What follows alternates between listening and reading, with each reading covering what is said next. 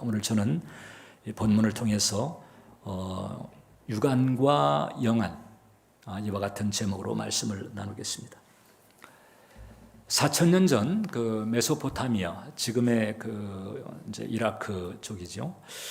그 우르라고 불리웠는데 당시에는 거기에 이제 아버지와 함께 우상을 제작해서 판매하면서 살던 아브라함이 하나님의 세계에 발을 들여놓은 게 75세 됐던 때였습니다. 그때 하나님의 음성을 듣고 본토 친척 아비 집을 떠나서 내가 내게 지시할 땅으로 가라.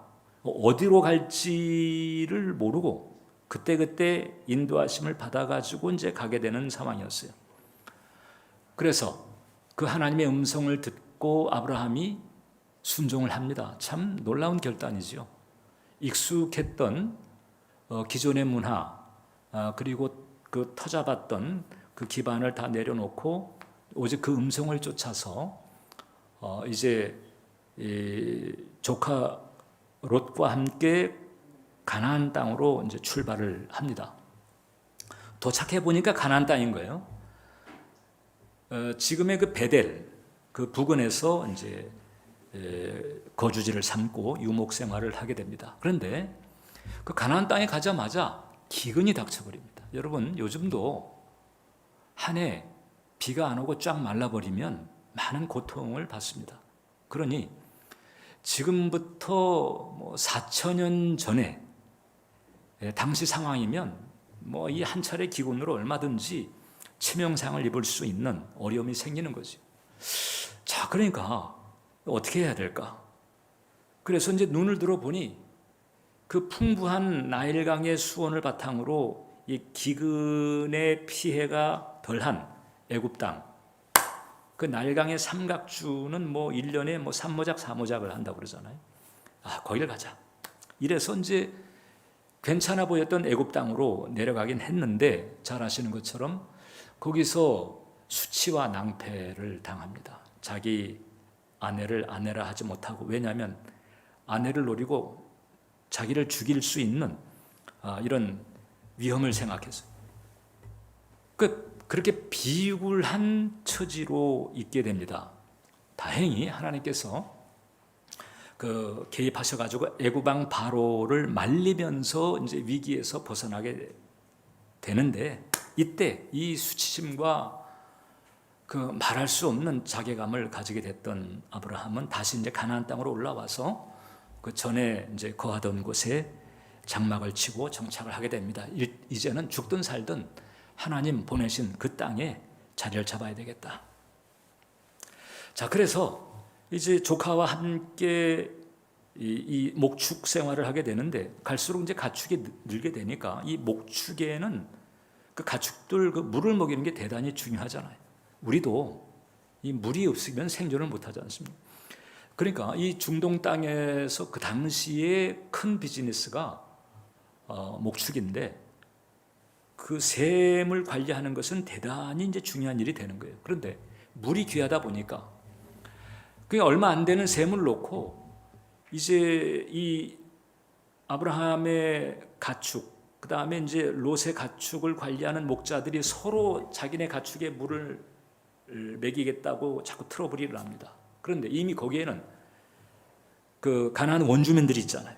이 원주민 족속들이 또 자리를 잡고서는 거기 텃세를 부립니다. 그러니까 이제 거기서 끊임없이 갈등이 일어나는데, 이 원주민들하고야 뭐 그럴 수 있다 손 치더라도 이 조카하고 이 삼촌 사이에 자꾸 이제 쉽게 말하면 물질 관리인 거잖아요. 물질 관리 때문에 트러블이 나는 것이 이게 덕스럽지 않다, 이렇게 생각한 아브라함이 롯에게 이제 너도 많이 컸으니까 이제 독립해라, 이렇게 하게 돼요.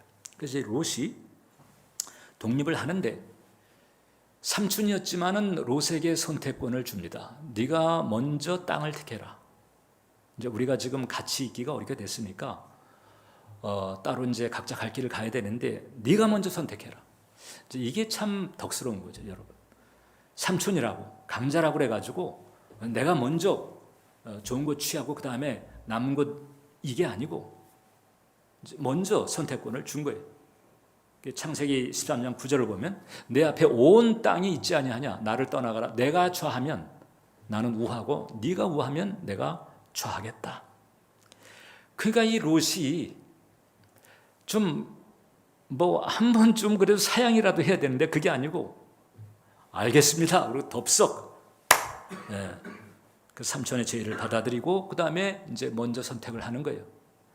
아마도 이제 이 아브라함이 이 얘기를 하기 전까지 이게 같이 있기가 이게 쉽지 않겠다라고 하는 느낌들이 계속 누적이 됐을 거예요. 이제 그게 꽉 차면서 어느 시점에서 이제 이 얘기를 하게 되니까 이제 조카였지만은 어느 정도 이게 삼촌하고 같이 있기가 힘들게 될 터인데 그러면은 어떻게 하지? 그럼 내가 이제 어디로 가야 될까? 이런 부분을 먼저 생각할 수도 있죠. 그러니까 삼촌이 이제 우선권을 주게 되니까 바로 그 소알 땅을 선택합니다. 그 소알 땅이 이제 소돔과 고모라 등 이 그래도 번성한 성읍이 있는 지역이고 그 다음에 그 사해 부근에 이제 평원 지역이거든요. 그러니까 비옥한 땅이죠. 저는 여기 가겠습니다. 그러니까 아브라함이 그래 그러면 네가 거기로 가거라. 그리고 이제 아브라함은 어디로 가는 거 아니에요? 헤브론 지역을 갑니다. 그 헤브론은 해발 근 한 1000m 가까운 산악 지역이에요. 그러니까 거기는 뭐 농사를 지을 수는 없고 이제 이 목축을 하면서 풀 있는 데를 쫓아다니는 유목 생활을 해야 되는 그런 지역입니다. 누가 봐도 상식적으로 봤을 때 롯은 비옥한 땅을 선택했잖아요. 아이고 저거 잘 선택했다. 아브라함은 거친 땅으로 가게 됩니다. 고생하겠네. 이제 롯은 대통하겠다. 이제 상식적으로. 그 다음에 이제 아브라함을 보는 사람들은 아이고 이제는 고생 좀 하겠구나. 이러면서 롯의 선택이 현명하게 보일 수밖에 없는 상황이었어요. 그런데 첫 번째, 이 결과가 이제 엄청 달랐다는 거죠. 왜 그런가 하니 그 관점의 차이가 있었기 때문에 그렇다.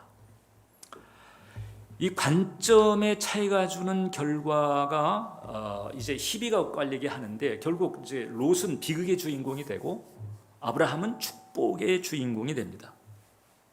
다시 말씀드리지만 관점이 달랐기 때문에 롯의 관점과 아브라함의 관점 사이에 아주 질적인 차이가 있었고 결국 이제 각자가 그에 따르는 어떤 대가 내지는 보상을 치르게 되는 상황이 되게 되는 거예요. 10절에 보면 롯이 눈을 들어 요단 지역을 바라봤다. 여기서 이제 롯이 눈을 들어서 봤는데 요 대목에서 이제 구약 성경은 이런 표현을 씁니다. 와야르 에나이유, 즉 아주 신중하게 재고 또 재면서 바라봤다는 거예요. 어디가 좋을까? 그런데 문제는 뭔고 하니 롯의 눈에는 하나님에 대한 고려가 없었어요. 쉽게 말하면 상식적인 눈이고 육안이었다. 사람의 눈이었습니다. 반면 이제 네가 좌하면 내가 우하고 네가 우하면 내가 좌하겠다. 그러니까 그냥 롯이 뭐 어떤 좋은 땅을 먼저 선택해도 이제 아브라함은 거기에 대해서 그 땅은 좀 너무한데 뭐 이런 게 아니고 이제 아브라함이 이렇게까지 먼저 선택권을 준 데는 아브라함에게 믿음이 있었습니다. 어떤 믿음인가 하니 이미 부름을 받을 때서부터 내가 너로 복이 되게 할지라. 그러니까 아브라함 자체가 복이에요. 창조주 하나님과 연결된 복이고 그 다음에 복의 통로예요. 그러니까 아브라함은 확신이 있었던 거죠. 하나님께서 나와 함께 하시는 한, 나로 복이 되겠다고 약속하신 그 하나님께서 함께 하시는 한 내가 어느 지역으로 간다 할지라도 나는 그 환경을 복되게 할 수가 있다. 나를 통해서 복이 흘러나가는 거예요. 좋은 환경에 내 인생이 좌우되는 게 아니고 나를 통해서 하나님의 복이 흘러나가는 이런 데 대한 믿음이 있었기 때문에 이렇게 먼저 롯에게 선택을 줄 수 있었죠. 그렇게 해서 그 하나님에 대한 신뢰대로 아브라함이 믿음으로 행하게 되니까 이제 하나님께서 나타나셨습니다. 그리고 14절에 보면 눈을 들어서 너희 있는 곳에서 동서남북을 바라보라. 자, 롯은 자기 눈을 들어서 봤죠. 근데 아브라함은 하나님께서 눈을 들어서 바라보라고 그랬어요. 그러니까 하나님께서 눈을 들어서 바라보라고 할 때는 이미 하나님께서 보시는 뭔가가 있는 거죠. 아브라함에게 예비하신 뭔가가 있는 거예요. 그래서 아브라함을 위해서 뭔가를 예비해 놓으시고 그것을 계속 하나님께서 봐오셨는데 이제는 때가 됐다. 이제 너도 그것을 바라볼 때가 됐다. 그러니까 내가 보는 것을 너도 같이 보아라. 그래서 이제 눈을 들어 바라보게 했습니다. 아브라함의 눈은 영안이었죠. 하나님께서 보게 하신 눈이었습니다. 그 하나님의 뜻이라고 하는 그 안경을 아브라함은 썼다. 바로 이 관점의 차이가 있는 거예요. 이 관점의 차이가 엄청난 차이를 가져요. 우리가 잘 아는 것처럼 이제 그 롯이 살던 그 소돔 땅에 이제 이 불과 유황의 심판이 내리잖아요. 그리고 재산 다 이제 잃어버리죠. 뭐 빈손으로 남았으니까. 그리고 마누라는 그냥 소금 기둥이 돼버렸습니다. 그리고 이제 이 절박한 처지에 놓이다 보니까 이제 두 딸이 이 정신이 그냥 헷갈려가지고 그래서 이게 후손도 없이 그냥 가문이 끊어지면 안 되니까 이래가지고 아버지한테 이제 술을 마시게 해놓고 그 다음에는 그 아버지하고 근친상간을 들어갑니다. 그러니까 이 두 딸의 이 행위를 봤을 때 그 소돔의 성문화가 얼마나 타락했는지 알 수가 있는 거죠. 아버지와의 근친상간도 개의치 않는 거예요. 결국은 이제 이 상황을 끝으로 이제 롯은 무대에서 사라집니다. 그런데 아브라함은 계속 가는 거예요. 아브라함은 눈을 들어서 바라본 동서남북, 그 아브라함이 봤던 그 동서남북이 약속대로 이스라엘 그 자손들에게 주어졌고 지금 이스라엘 나라가 지금 그 땅에 그대로 있는 거잖아요. 4,000년이 지난 뒤에도 건재하다는 말이죠. 자, 그러니까 이제 이 자식처럼 살폈던 그 롯이 뒤도 안 돌아보고 그냥 좋은 땅으로 먼저 챙겨 나간 뒤에 그 산악 지역의 헤브론 땅, 참 눈을 들어보게 되면은 거친 땅이지요. 뭐 어디 걸음을 행할 때에도 조심조심 행하지 않으면 그냥 굴러 떨어질 수 있는 그런 그 열악한 환경 가운데에서 이제 하나님께서 아브라함에게 나타나서 눈을 들어서 바라보라 이렇게 하신 것은 이렇게 말씀하신 것 같아요. 아브라함아, 단순히 육안에 보이는 것만 바라보지 말고 내가 내게 준 약속을 믿고 믿음의 눈을 가지고 환경을 바라봐라. 내가 너에게 준 그 약속을 통해서 환경을 바라봐라. 이렇게 하나님께서 얘기하신 것 같은 거죠. 그래서 아브라함이 하나님에 대한 신뢰를 바탕으로 이제 영 안으로 볼 수 있는 은혜를 받은 거예요. 이미 여러분 아브라함이 이제 애굽에 내려갔을 때 벌써 그때 아주 절실하게 레슨을 받은 거예요.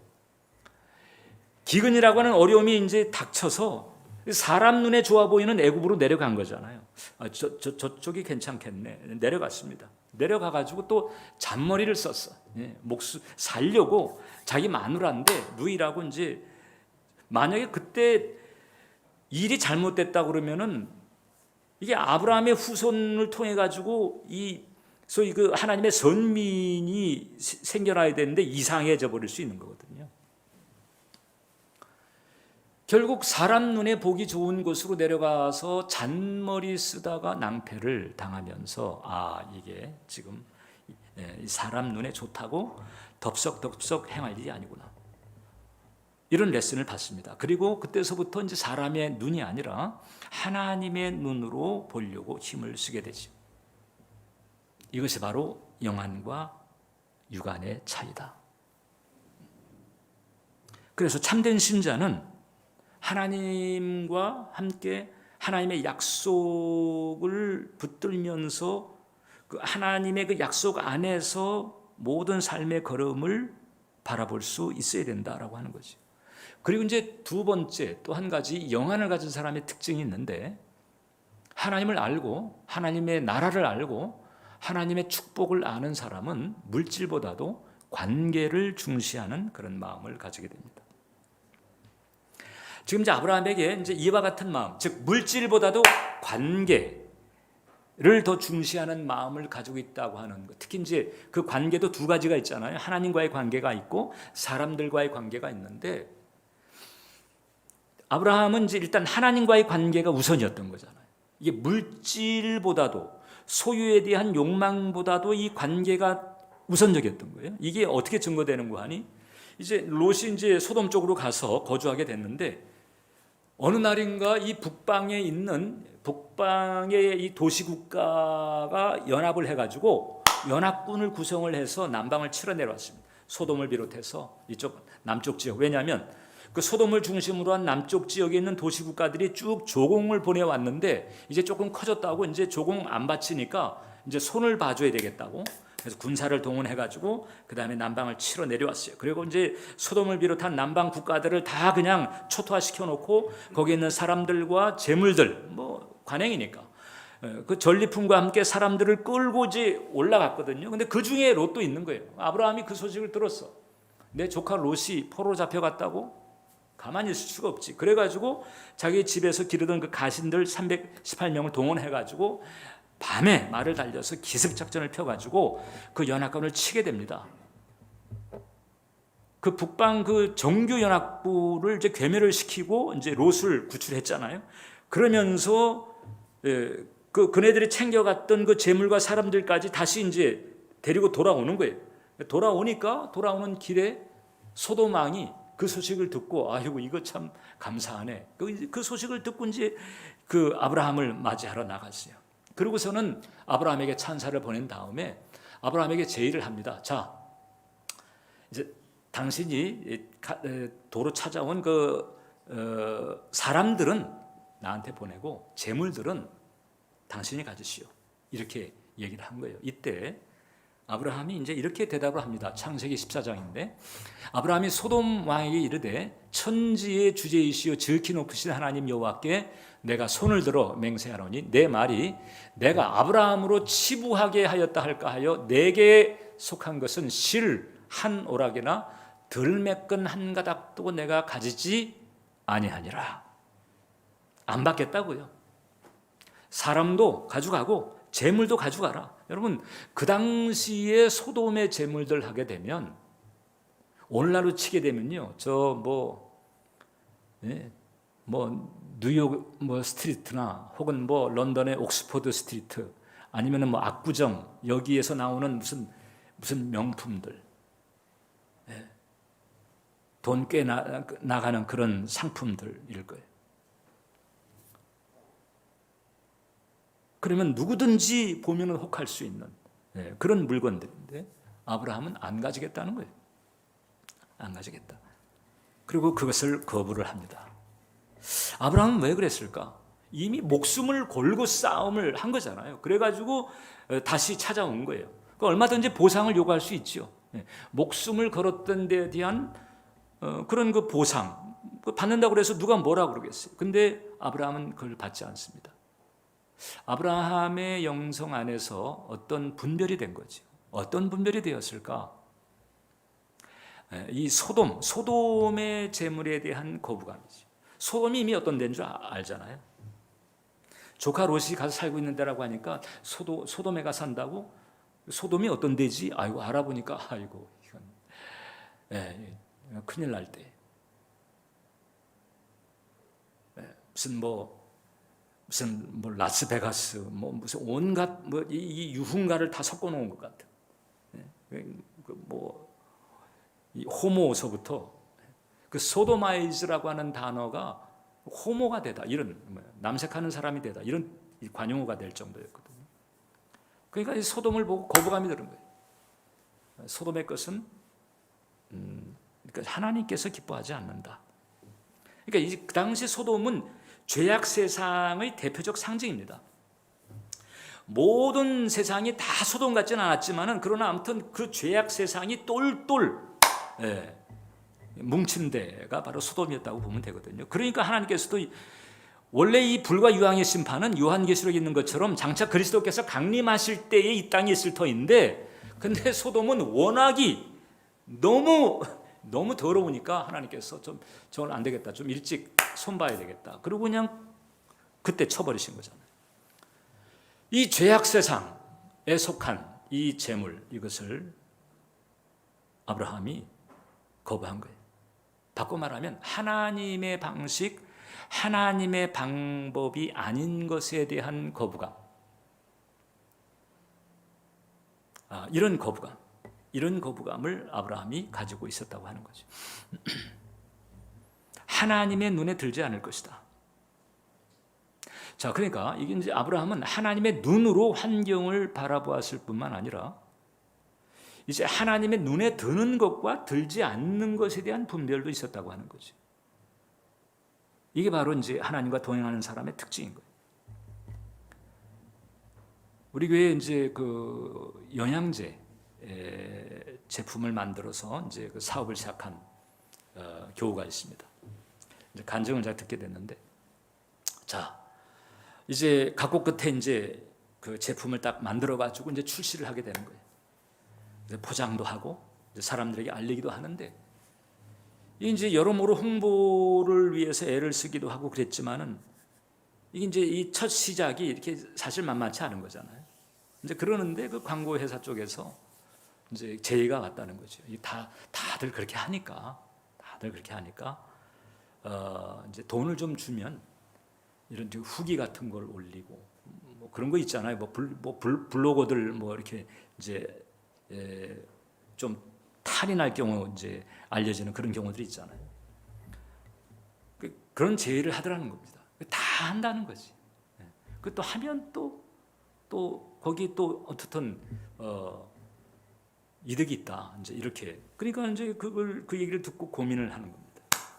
이 첫 시작 단계를 돌파를 해야 되는데 이걸 어떻게 해야 되나? 해야 되나 말아야 되나?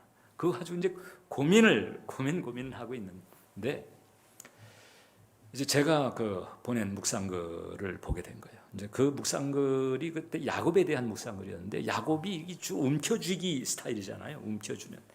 이 출산할 때에도 그 에서가 먼저 나가니까는 먼저 나가지 말라고 움켜쥐고, 그 다음에 또 뭐 장자권 움켜쥐고, 그 다음에 라반의 집에 가가지고도 그냥 막 움켜쥐는 쪽으로 이 주특기인 사람인데, 이게 이제 숱한 연단을 받고 난 다음에 이제 그 요셉 이제 애굽의 국무총리가 되고, 그 와중에서 이제 이 자식을 또 잃어버리게 될 위험에 처하게 되는 이런 상황에서, 아직 이제 요셉의 상황은 모르고 그러고 있을 때 결국 가족들의 안위를 위해서 이제 내려놓았다라고 하는 표현이 있어요. 내려놨다. 움켜쥐려고 한 게 아니고 내 새끼, 뭐 내 명예, 내 축복, 이게 아니고 이제 그걸 탁 내려놨다라고 하는 표현이 있는데, 이제 그 부분을 좀 다루었는데, 그 부분을 읽으면서 이제 정신이 버뜩 들더라는 거예요. 그래가지고 이건 접자. 하나님 움켜쥐려고 하기보다는 하나님 길로 가는 게 낫겠다. 그래가지고 그 방식을 접기로 한 거예요. 그리고 이제 아주 정석적으로 광고하면서 나아가기로 했는데, 오히려 그러다 보니까 이제 주문이 열리게 되고 길이 터지게 되더라 하는 간증을 들었어요.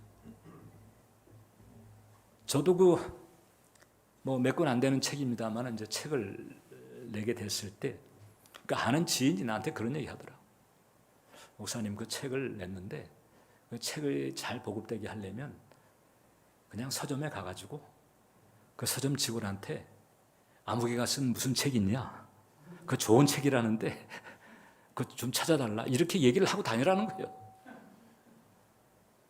그래서 내가 아무튼 그분과의 관계를 생각해서 제가 그냥 그러고 말았습니다만, 세상에는 다 그렇게 한다는 거지.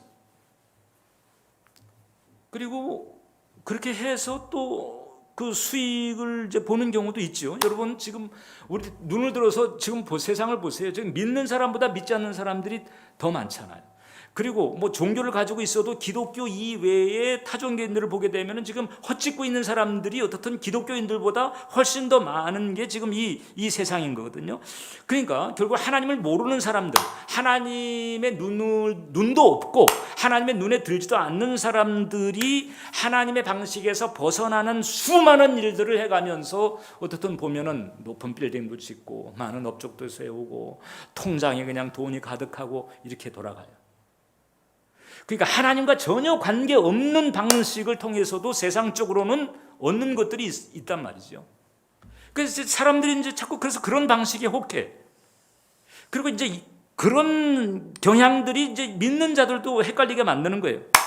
이게 어떻게 해야 되나? 이게 하나님 시키는 대로 하자니 이게 갑갑하고 세상 시키는 대로 하자니 하나님께서 마음에 안 들어 하실 것 같고 이렇게 고민할 수 있는 거거든요. 근데 우리가 한 가지 알아야 될 것이 그것입니다. 이 참된 신자는 이 하나님의 그 축복의 핵심, 하나님의 방식의 핵심을 알아야 되는데 그것이 바로 뭔가 아니 소유보다 관계에 있다. 하나님은 소유보다도 관계를 더 중요하게 생각합니다. 그 관계 가운데 첫 번째가 바로 하나님과의 관계고 그 다음에 두 번째가 사람들 관계예요. 그러니까 믿는 자는 하나님과의 관계가 가장 우선순위가 돼야 돼요. 이걸 하나님께서 보실 때 어떻게 생각하실까? 하나님의 눈에 들을까? 아니면 하나님 눈 밖에 벗어날까? 이걸 먼저 생각해야 됩니다. 그 다음에 그 에리 프롬이라고 하는 사회학자가 있잖아요. 소유냐 존재냐 그런 책을 썼는데 그 사람은 이 소유보다 존재가 앞서야 된다고 했고 그런 면에서 이 소유는 이렇게 나눔 쪽으로 가야 된다 이렇게도 얘기를 했거든요. 그 사람 믿음이 뭐 있는 사람 믿음이 있다고는 여겨지지 않는데 어떻든 이 소유보다 존재를 말했는데 우리 이걸 신앙적으로 표현하자면 소유보다 관계가 더 앞서는 거예요. 하나님과의 관계, 그다음에 사람들과의 관계 이 부분이 이 참된 신자에게는 우선순위가 되어야 된다. 만약에 이게 틀어지잖아요. 이게 틀어지게 되면 이제 하나님과의 관계에서 첫 단추가 틀어지는 것과 같아요. 그럼 그 다음에 계속 어그러집니다. 물론 여러분 세상은 그렇게 합니다. 뭐 여러 가지 꾀를 쓰기도 하고 그렇게 합니다. 그렇게 해서 수익을 거두기도 합니다. 지금 제가 말씀드린 것처럼 믿지 않는 세상 사람들이 다 그냥 그냥 가난과 저주 가운데서 빌빌대는 게 아니잖아요. 뭐 믿는 사람보다 훨씬 더 좋은 차 타고 좋은 집에서 뭐 이렇게 사는 사람들 많이 있잖아요. 그런데 문제는 뭔가 하니 그런 물질 소유가 다가 아닌 거라고 하는. 그리고 특별히 우리 크리스찬들에게는 중요한 핵심이 하나님이 밀어주는 축복이 좋다. 그러니까 하나님의 눈에 들지 않는 것은 어쨌든 하나님께서 관리를 안 하십니다. 하나님 방식이 아니기 때문에 그렇죠. 그래서 세상에서 상식적으로 얻을 수 있거나 유지될 수 있는 그런 선은 가능할 수도 있어요. 그러나 하나님의 축복이 있는 것은 아니죠. 아브라함은 그 점에서 절개를 분명히 했습니다. 나는 하나님의 눈에 드는 길로 가야 되겠다. 하나님의 눈에 드는 것이 아니면 나는 안 한다. 이렇게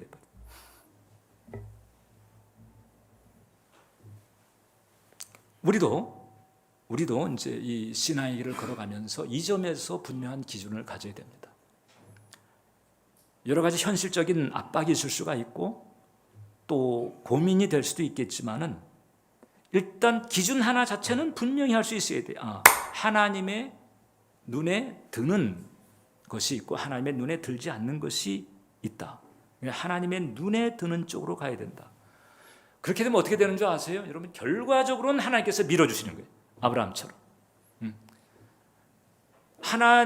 그래서 아브라함이 소돔의 재물을 거부했다고 그래가지고 아브라함이 계속 그냥 꾸러 다니고 빌리러 다니고 그냥 가난에 쪄들어가지고 헤맸나요? 천만에. 아브라함은 동방의 부자가 되었고 노년에까지 축복을 받았습니다. 노년에까지. 하나님께서 밀어주시는 저 사람은 내가 밀어줘야 되겠구나.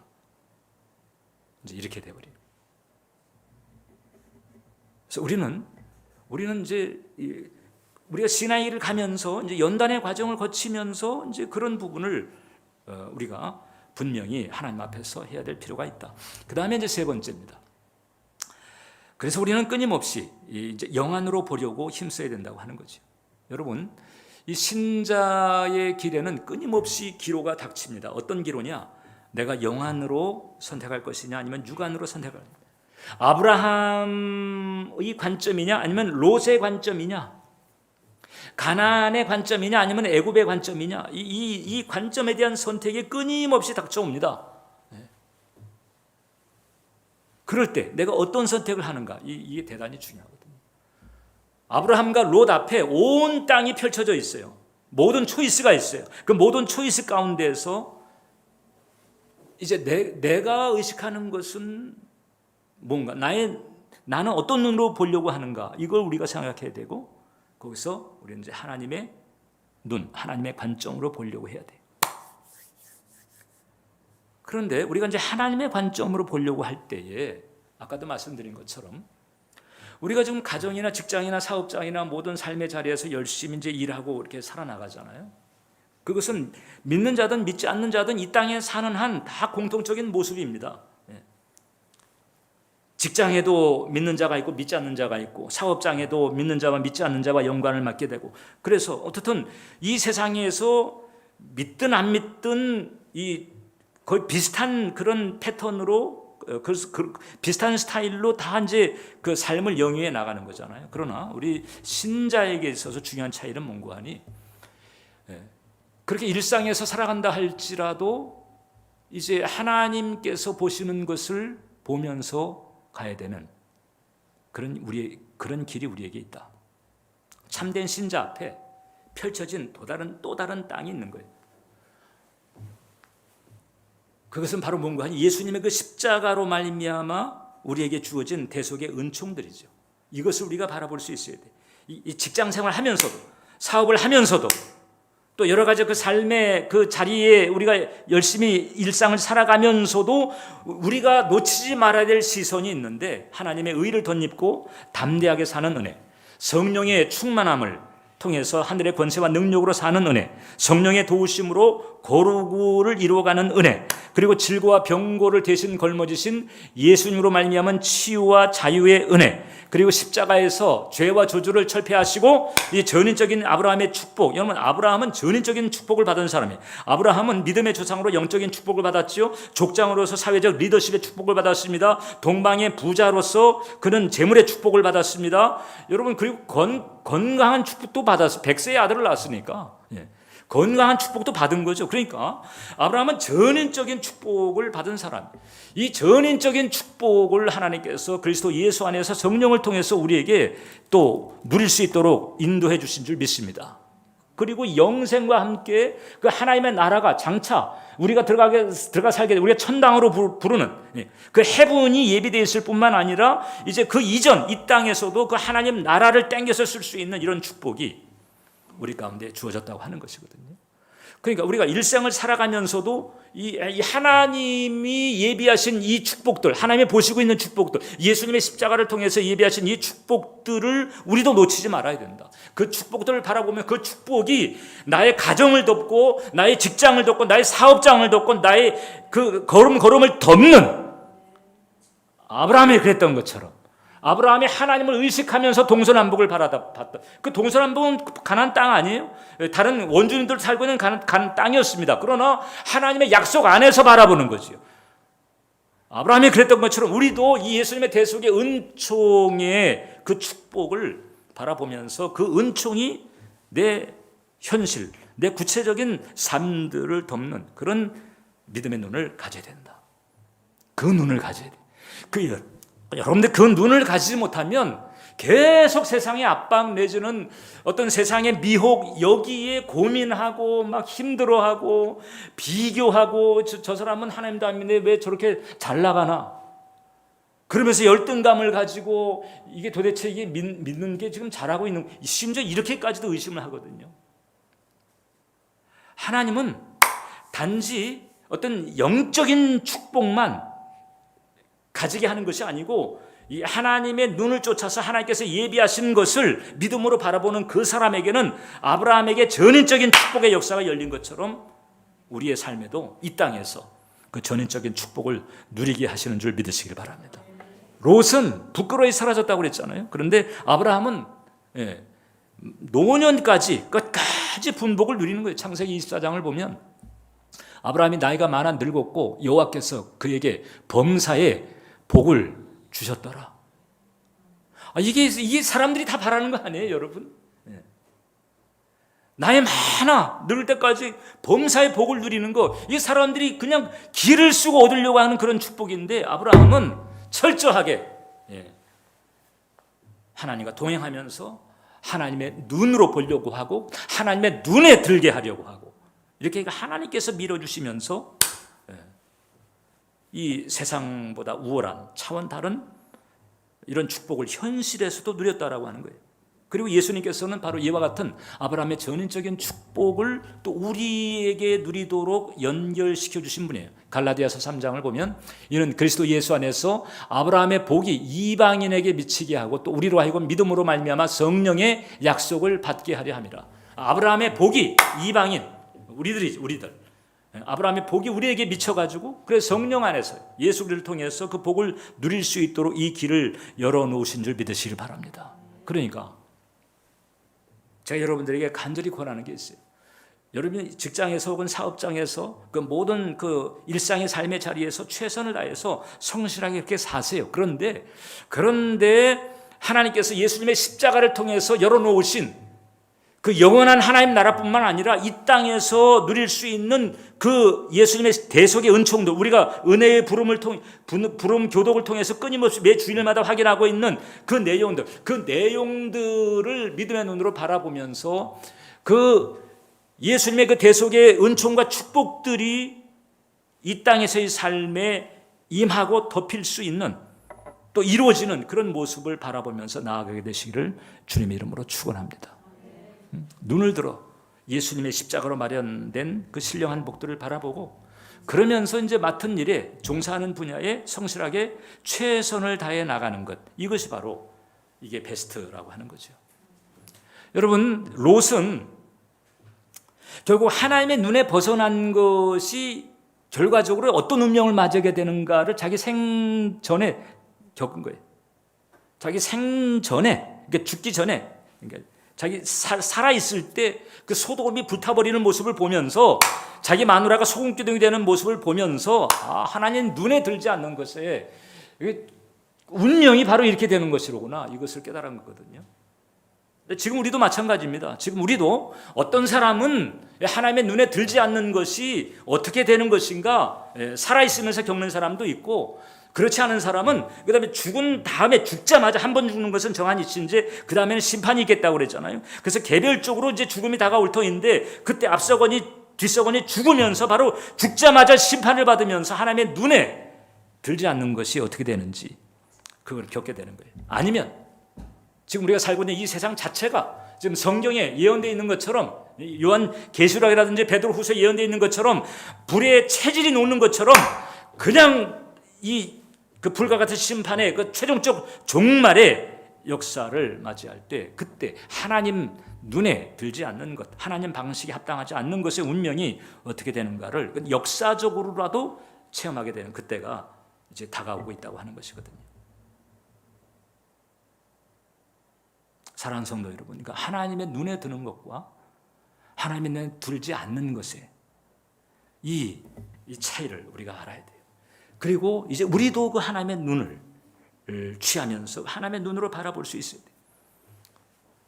그래서 여러분들의 환경이 아무리 어렵게 돌아간다 할지라도 예수님의 십자가를 통해서 하나님께서 예비해 놓으신 그 축복들을 믿음으로 바라보는 거예요. 그 축복들을 믿음으로 바라보면서 믿음으로 시인하면서 그 축복들이 내 삶에, 가정에, 직장에, 사업장에, 모든 범사의 삶에 임하는 모습을 계속 바라보면서 하나님이 영원 전서부터 바라보신 그것을 나도 같이 바라보면서 나아갈 때, 그때 아브라함이 누린 것처럼 그와 같은 축복을 우리도 누리게 되는 것입니다. 여러분들에게 다시 한번 묻겠습니다. 믿음의 주요 온전케 하시는 예수님을 항상 바라보려고 하고 있는가? 그리고 하나님께서 예비하신 그 축복들을 바라보려고 하고 있는가? 지금 뭐 내 친척이 이뤄놓은 그것을 그것을 바라보고 비교하면서 열등감에 빠진 사람이 있을 수도 있어요. 뭐 내 동창이 뭐 올라간 그 포지션을 바라보면서 열등감에 빠져가지고 힘들어하는 사람이 있을 수 있어요. 그런 걸 바라보는 게 아니고 예수님의 십자가를 통해서 하나님께서 예비하신 그 신령한 은혜들, 지금도 여전히 하나님 나라에서 여전히 나의 믿음을 통해서 이 땅에 나의 삶에 부어지기를 기다리고 있는 그 하나님의 축복을 바라보는, 이게 믿음인 것이고, 이 믿음을 가질 때 그 믿음을 통해서 인생이 변화가 되고 환경이 변화가 되고 운명이 변화되는 축복이 여러분들에게 열리게 될 것입니다. 기도하겠습니다.